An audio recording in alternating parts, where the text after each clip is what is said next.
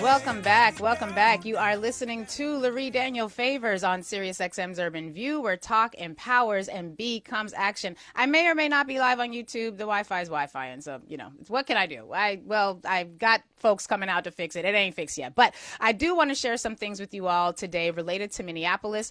So hopefully you will be able to hear this information clearly. And for those of you who are not in Minneapolis, there are some things that we need to be aware of. Now, later on today in the podcast episode of Lurie Breaks It Down, I will be talking with you, really reading to you from a document called Lessons from Minneapolis.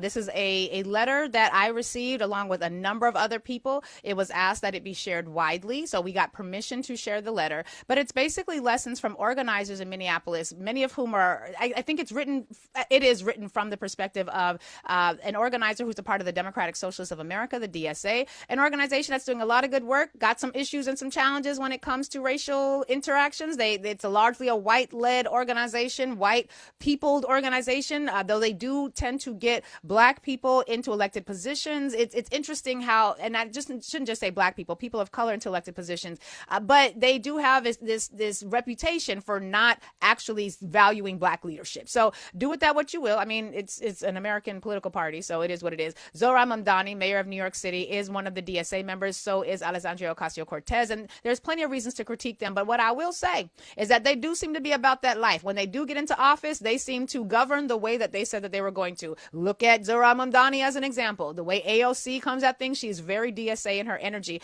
And so the letter that we're sharing is letters from Minneapolis. Not letters from Minneapolis, lessons and resources from Minneapolis about what is happening there on the ground and what people are doing in response. Now, the reason I thought it was important to spend an entire podcast episode on this, and literally it's 11 pages, and the podcast episode today is me reading to you from the text of that document. And I thought that was important because, as they note in the letter, everything that we're seeing in Minneapolis is also going to be coming to cities and states near you if it hasn't already, or if they haven't already. And so it's important that we not be reactive. We want people to be proactive. We want you to be able to think as critically and forward-thinkingly. I think that's a phrase. It's not really a word, what I just said, but y'all know what I mean. I want us to be as forwardly thinking as we possibly can be. And so that means we have to pay attention to some of the insights that we can gain from the people who are experiencing it. And the letter begins, this is a memo written in haste about the ongoing conditions of the ICE and military occupation in Minneapolis. For context, the author is a former Minneapolis resident who lived and organized in abolitionist, labor, and migrant defense movements for 8 years, who remains in close contact with organizers on the ground. And the letter goes on to provide 4 basic topics. The first being what the conditions are like in Minneapolis right now. And to be clear, I did get this letter maybe a week ago. So some of the incidents that you'll hear me reference in the podcast that I'm reading from in the letter are things that we've talked about days ago. But I needed to vet it. I needed to make sure that other comrades were comfortable. And by comrades, I mean people that I loosely and closely organize with. And so the 4 things include, again, what the conditions are like right now in Minneapolis. And they're providing that context because they want us to all have a reference point for how this may unfold elsewhere. The second thing that the memo covers is how the community is responding. So there's a real deep dive into what the nature of community response has looked like up until this point.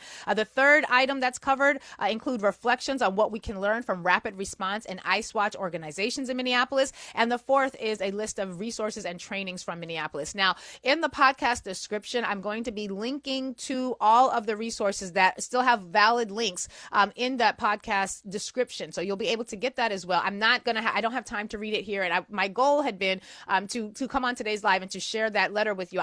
We just don't have time. We have another guest coming on. The amazing Ebony Janice is going to be with us. We just concluded our conversation with Keyshawn Lane. And so we got a lot of other things to get to. I just really want people to also be aware that today is a general strike in Minneapolis. And it's a general strike that they have been planning for some time. And I want us to be aware of this because we remember, you may not remember, but our Urban View, I know y'all remember. We have had conversation about the professor who was studying all of the social justice movements that had taken place over the course of like 100 years. Social justice movements that were designed to push back against fascist takeovers of democratic cities and nation states.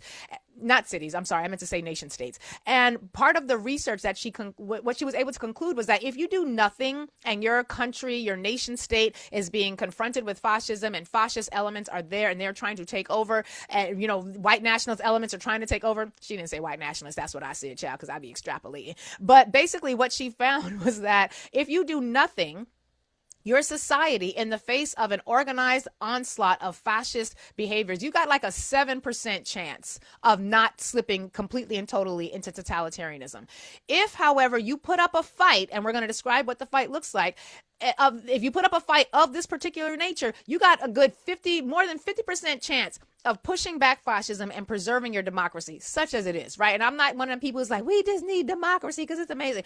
Y'all had slavery during democracy. Women couldn't vote during democracy. Black people couldn't do like basic life shit during democracy. So we're not fighting for democracy because we think that in and of itself is some grandiose, wonderful experiment, particularly not when it is being led by white narcissists. Not at all. But we do recognize that having a multiracial democracy is going to be better for us than a white nationalist slave revival. So that's where we at with things on this side of the pond.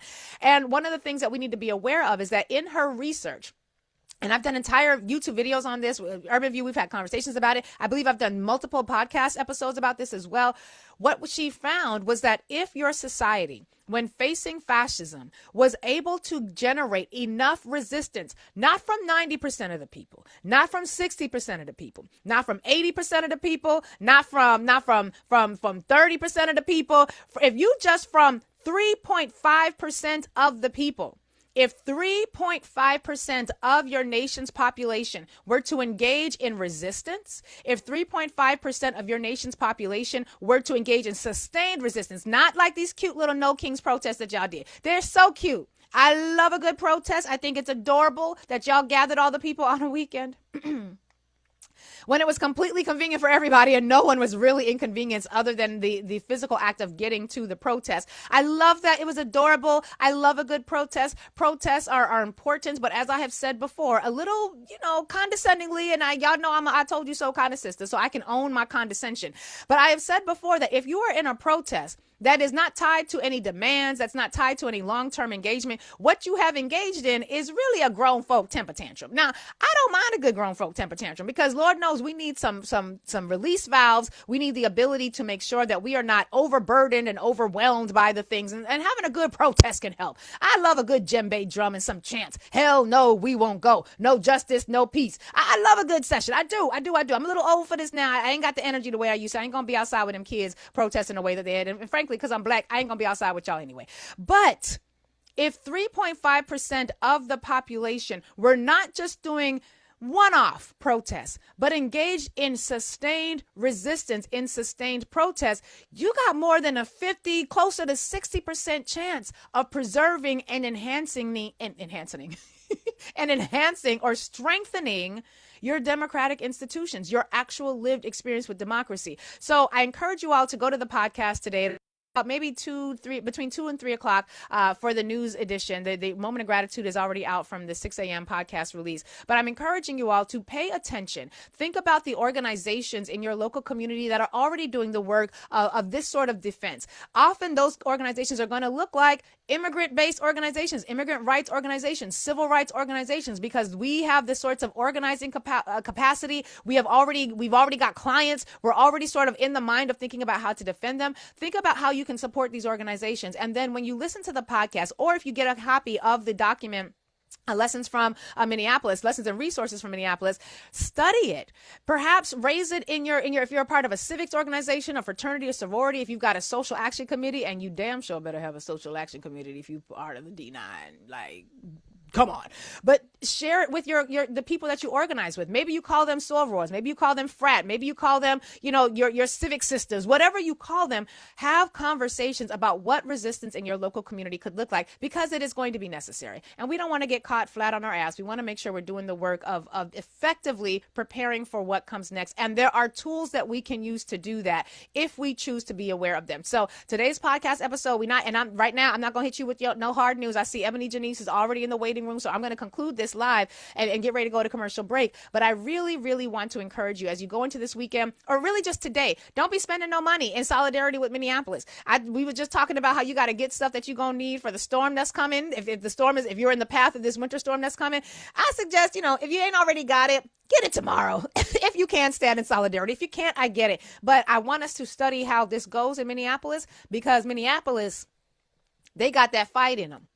Minneapolis, there's a video from Lene Vanille that we're going to play on the other side of the commercial break. And the way she describes it is how I felt. Like, I wasn't expecting Minneapolis to be that guy. I wasn't expecting Minneapolis to be that woman. I wasn't expecting it. But Minneapolis, y'all showing us what it's going to look like. And I'm grateful for your example. And we stand in solidarity with you and support this general strike to the best of our ability. But it can't be just a general strike in Minneapolis. Just saying.